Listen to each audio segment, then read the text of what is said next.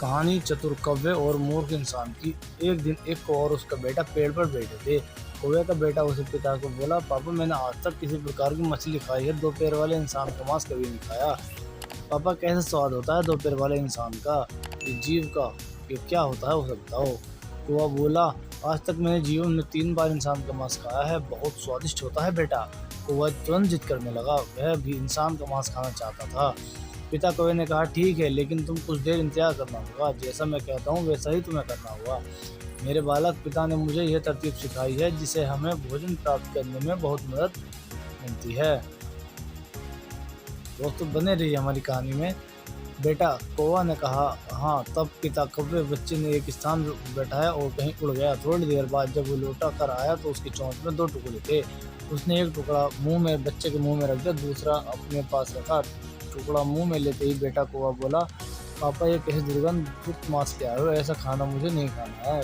पिता कौवे ने कहा, रुको, वो टुकड़ा खाने के लिए नहीं बल्कि फेंकने के लिए। एक टुकड़ा हम इस ढेर बनाने में काम आएगा, कल इंतजार करो, तुम्हें देखना मांस ही मांस मिलेगा, वो भी इंसानों का मांस। बेटा कौवे को कुछ समझ नहीं आ रहा था, एक मांस के टुकड़े में मांस का ढेर कैसे बनेगा, लेकिन उससे पिता पर भरोसा था। थोड़ी देर बाद पिता ने आकाश में उड़ा एक टुकड़े को मंदिर में फेंक दिया और कौवा वापस आया। दूसरा टुकड़ा उठाया, दूसरे टुकड़े को उस कौवे ने मस्जिद में फेंक दिया। फिर वह आकर पेड़ पर बैठ गया। पिता कौवे ने बेटे से कहा, अब देखना कल सवेरे तक इंसानों का मांस खाने को मिलेगा। दोस्तों जुड़े रहिए हमारी कहानी में।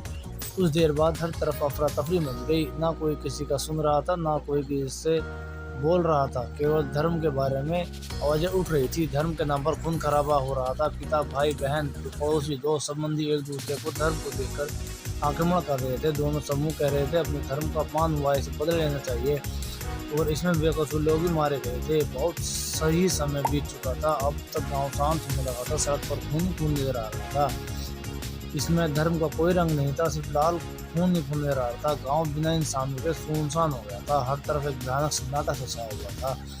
इस चक्र में केवल 2 प्राणी जीवित थे, वह पेड़ पर बैठे दोनों कौवे। और कौवे का बच्चा इंसानों का शिकार करना सीख गया था। कौवे के बेटे ने अपने पिता से पूछा, क्या हमेशा ऐसा ही होता है पापा? हम झगड़े पैदा करते हैं और लोगों को पता भी नहीं चलता है झगड़ा हुआ कैसे। पिता कौवे ने कहा, यह मूर्ख लोग कभी अपना धर्म नहीं जानते, इंसानियत पीछे रह जाती है और वह जो नहीं करना चाहते वह करते हैं। हम जैसे इनका फायदा उठाते हैं, इन्हें इस बात की भनक तक पूरी जिंदगी नहीं लगती है। उन्होंने मनुष्य के रूप में जीने के बजाय जाति और धर्म पर सब्र खो दिया है, और मुनाफा कोई तीसरे पक्ष ले लेता है। कोई आकर भड़काऊ भाषण दे दे तो ये आपस में सुनते नहीं है, आपस में लड़ाई करते हैं। मांस के एक टुकड़ा सालों से इनकी दोस्ती को तोड़ देता है और वे एक दूसरे के दुश्मन बन जाते हैं, और मुझे नहीं लगता कि भविष्य में कभी पर्याप्त बुद्धिमान लोग होंगे।